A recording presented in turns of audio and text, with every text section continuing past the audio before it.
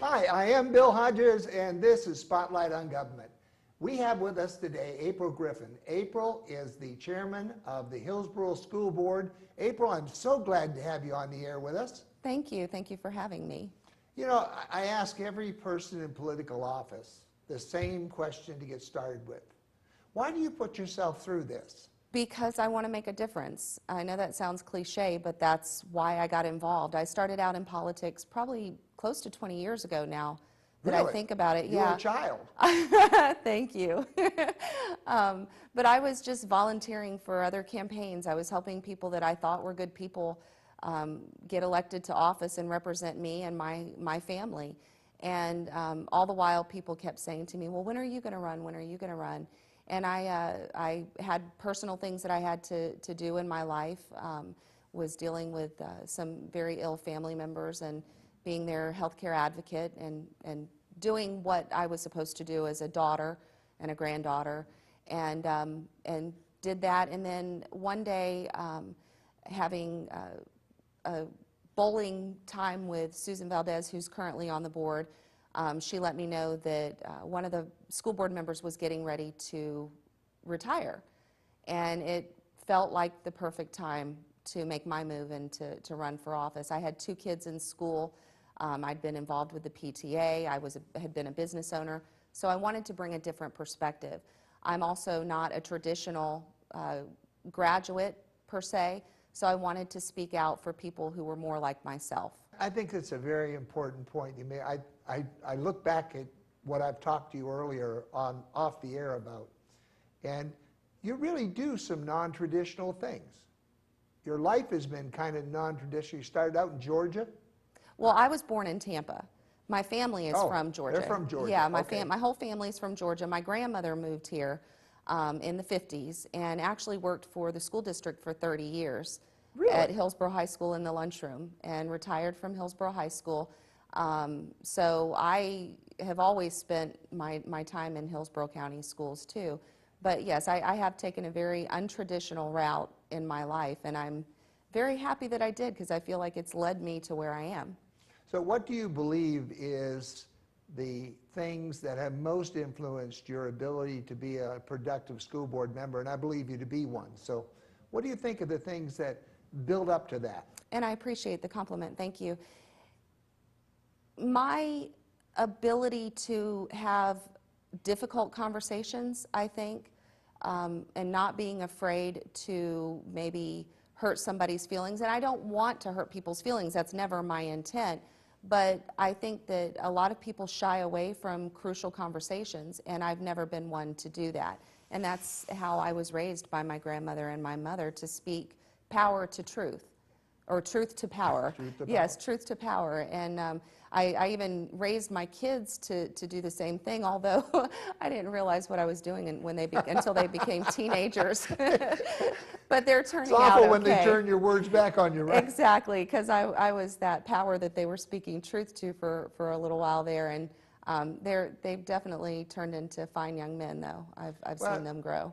I think from the people that I've talked to about you, and I did a little background talking to people who knew you, and the one thing that I think that I liked best was they say they never wonder where April stands. I've heard that before. That you always are up front with people, and I think that's a very important thing in a political office, because a lot of these people, you really can't tell where they stand. It depends on what group they're talking to. That's a problem that I see with a lot of politicians. And when I first ran, because I had put a lot of people up on a pedestal, and I will say that there are several of them who have maintained my opinion, they've maintained where I put them on that pedestal, but I've seen some people fall from grace. And one of the reasons why is because they did that. They spoke one thing to one group, and they spoke another thing to another group, and that was something that I really didn't care for. But when I first decided to run for office, I said that I was going to do it on my terms, that I was going to run on my terms, I was going to serve on my terms, and if people like the job I'm doing, then they'll re-elect me.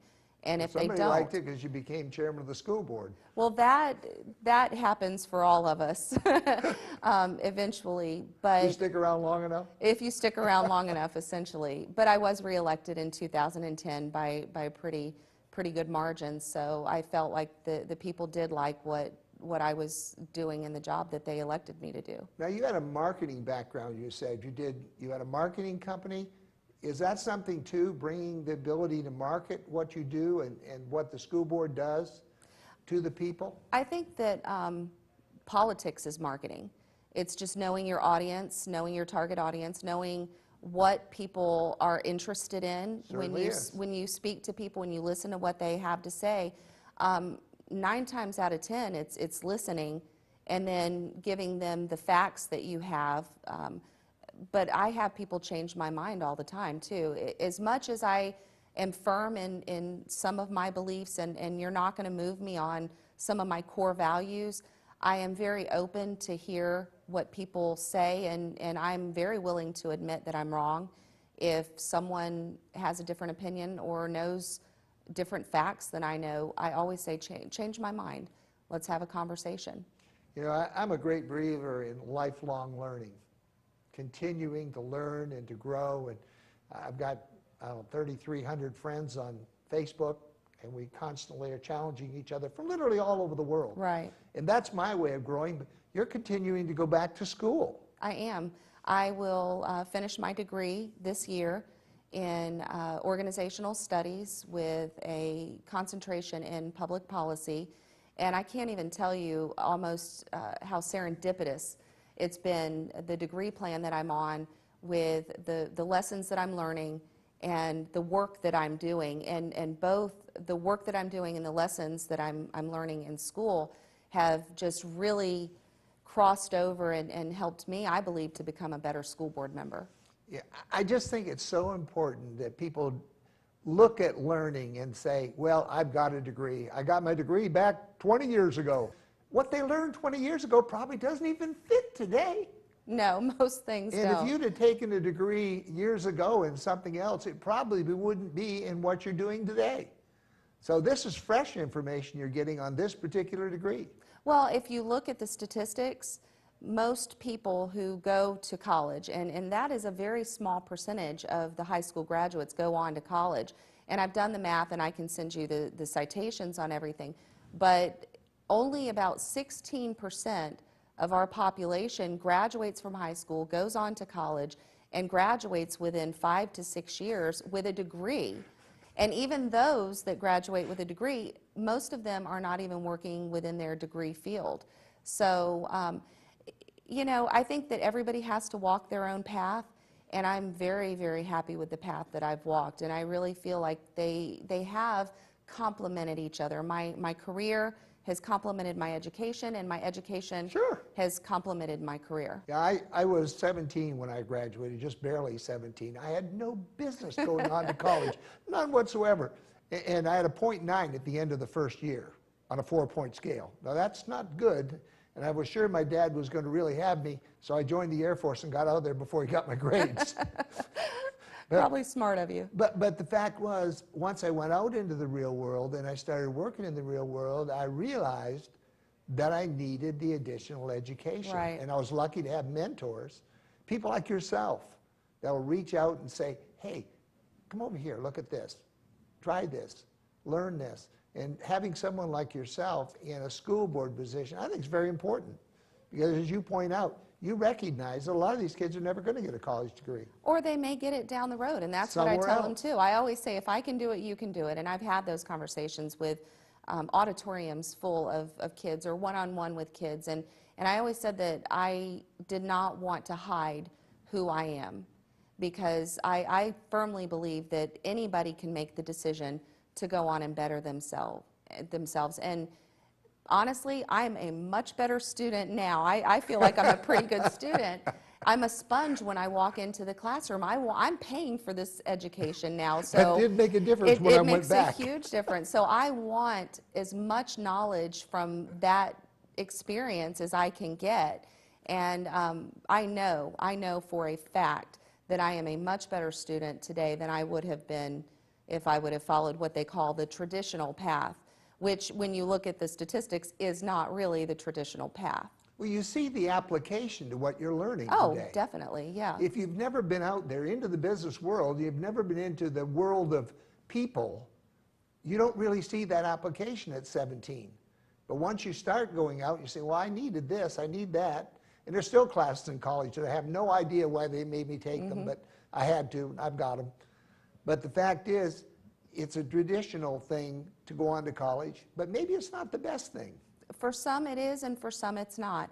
And I think that that's what we need to recognize, and what I always try to keep in mind as a school board member is that there is a different path for each one of us.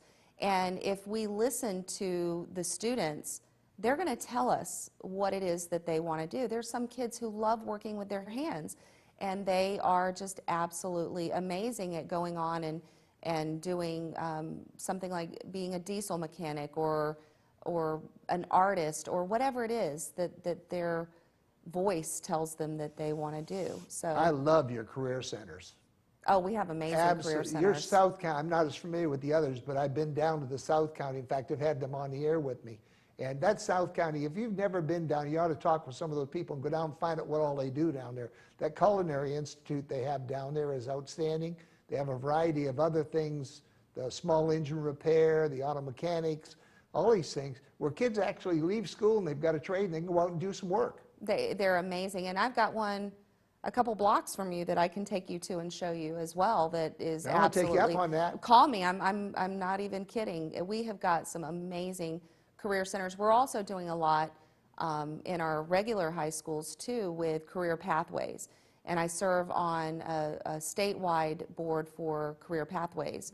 And I'm telling you, the opportunities that students have to graduate with a certification in something that can help them towards their careers is really growing in our county. But that's why I ran for office. When I first ran too, that was one of the reasons. I wanted to be a voice for that non-traditional student, which I believe when you look at the data again, is more the traditional path. Student, right. They are the traditional, but nobody was speaking up for those kids in my opinion. So I wanted to be that person who had a voice Sure. and that bully pulpit to speak up for people that I felt didn't have a voice. I like the Career Center ideas, and I don't know, the principals I've met from Career Centers are a little unique in their own right, because a lot of the kids that go to Career Centers are kids that have been kind of bumped out of the regular system and said, well, why don't you go on over there? And a lot of them walk in the building backwards to begin with because they don't want to be there and don't want to see it till they get inside. But the principals I've seen down there call the students in, each one, talk to them, explain where they're going. And John was telling me that one of the past principals, one of the biggest problems he had was students trying to flunk final exams so they wouldn't have to leave. I've heard about that. I mean, yeah. that's fantastic. Yeah, the relationship that the faculty at those schools has with the students, it's amazing. They care. You have to be a very, very special type of person to work in that environment because they bring kids in who have given up and they give them hope again. And it's absolutely so amazing important. thing. It is. You should go to some of the graduations, and I've actually stood at some of those graduations for our alternative schools and our career and technical schools and told my story to those kids too. And again said, if I can do it, you can do it. I stand Without a before you doubt. as an example. Well, let's look at the Hillsborough school system, and it's a monster. It's huge. It is huge. How one person as chairman can get their arms around it, I don't even know. And so I won't ask you any specific questions, but what do you think are the biggest challenges the school system faces right now? I think if you've been watching the news lately, getting our ESE division in order is a big ESE. one. Exceptional student education. Okay. I'm sorry, I speak sometimes in the alphabet soup that is I had read about it, but many It's- of my audience might not, and it's better that we... It's like the military. Yep. The education has education speak, just like military has all the acronyms. So Exactly. thanks for catching me on that. Exceptional student education, I think, is a big one. I think another challenge that we have too is that there's Let's been... talk about that a little Okay. bit before we bump off of it. What are the challenges with the exceptional student, and how do you identify an exceptional student? Well, there's ways that by law we do it. There's screenings that students have to go through. We work with their parents, their guardians to find out what their needs are prior to them coming to us. We identify a lot of students in our district as well, but there's not just the the mental disabilities that we have to deal with. We have a lot of students who are challenged with their health. So we have a lot of health challenges that we have to deal with. We have some students that have feeding tubes. We have students who have to get insulin shots throughout the day, and we have to facilitate that. So there's a lot of social responsibility that has been thrust upon us that we take on a daily basis. But some of the challenges that I see are some staffing issues that we've been dealing with lately. I think that we need to look at the financial dealings within that division and see how money is being spent, because there's different pots of money that fund the exceptional student education division. A lot of it is federal dollars. So we need to look at that, and I think that the board is getting ready to take on some of those challenges. Got to be a difficult task. It is I going to be honestly huge. don't. I'm not sure that I am a supporter of mainlining. I question that it's the best use of funds to get what we need to get done, but then there's a lot of people who are a lot more intelligent than I say mainlining is the best way to go. So. Well, and I think you and I had this conversation earlier. You wake up in the morning, and if you're doing something, you're going to make somebody happy and you're going to make somebody unhappy. And I've spoken to a lot of people who feel the same way that you do. I've also spoken to a lot of people, mainly parents, who believe that that's the appropriate path for their student, for their child, because they know that when their child graduates and goes on to the world, that they're going to be streamlined at that, or mainlined at that point. So it's a challenge because you have a lot of different opinions. Yeah. In that It wouldn't regard. surprise me that a parent of an exceptional child would want that, because if I were that parent, I'd be arguing really strong for it. But logic pulls me to the other direction, that it's a lot of money to spread out across the whole system in order to have all the facilities necessary across all of it, rather than having one or two where they're brought into. Right, and but there's data to support that too, and there's studies. You know, there's studies, you can find studies to support just about any position that you take on anything. Depending on who's paying for them. Exactly. But there are also some, we have those schools too that don't mainline the kids. Mainstream, that's the word that I was looking for. They don't mainstream the kids. They're in a more restrictive environment. And it's, for some students, it's appropriate, for some it's not. So it's the challenge that we face as a district too, because a lot of the regulations that we have to follow are federal regulations. Right. For IDEA, which is the Individual with Disabilities Education Act. How much federal interference is there in the local school board? Is there an awful lot of federal oversight? Don't ask me to quote you the exact budget, because there's grants and different funds that come from the federal government. But everything that has federal dollars attached to it has some serious strings attached to it. So there's a lot of reporting, there's a lot of auditing, there is a lot of work to be done when you get federal dollars. So there's definitely a lot of input from the federal government on how we spend those dollars. Of course, you also have the overlay here in Hillsborough of the Bill and Melissa Gates Foundation and their money, and I assume that there's reporting statistics and things that have to go back with them. Right. We got $100 million from Bill and Melinda Gates Foundation to help us implement our Empowering Effective Teachers, which is EET. And we started moving in that direction because we saw the writing on the wall. Our Florida legislature, and back then when it was Governor Christ in office, passed Senate Bill 6, which completely redid the way that we hired, evaluated, and fired teachers. And we had already started moving in a direction of more realistic evaluations, because that wasn't something that we saw a lot of in education, was realistic evaluations of employees. So we were doing that, and we were invited to apply for the grant, and we were awarded $100 million to implement this new program to hire, evaluate, and fire, if we need to, teachers. Let's explain the evaluation process. All right. I'm a teacher in a classroom. Who who evaluates me and on what? You have several points of data collection for evaluations. You have a peer evaluator that comes in and evaluates you throughout the year, and Is there's that a from the same rubric. school? No, the evaluators go to different schools, Okay, but so it's these- somebody who's in your subject area, hopefully. That's the way it's supposed to be. So if you're a science teacher, you're going to have a science teacher evaluating you. Okay, are these individuals who that is their sole purpose to go around and evaluate? These or are do they- teachers who have applied for this position that will Okay. do it for 2 years, and then we'll go back into the classroom. Okay. And then we'll have a rotation of teachers who come on as evaluators. So all of these teachers are going to go back into the classroom, and then they will be able to take all the things that they've learned and become teachers of sorts to their teachers in their classroom. So they are going to grow that. Now, do they actually go in and sit in the classroom, They or are they do. watching them on closed-circuit television? No, they go into the classroom, they observe, they talk to the students, then they have one-on-one meetings with the teachers.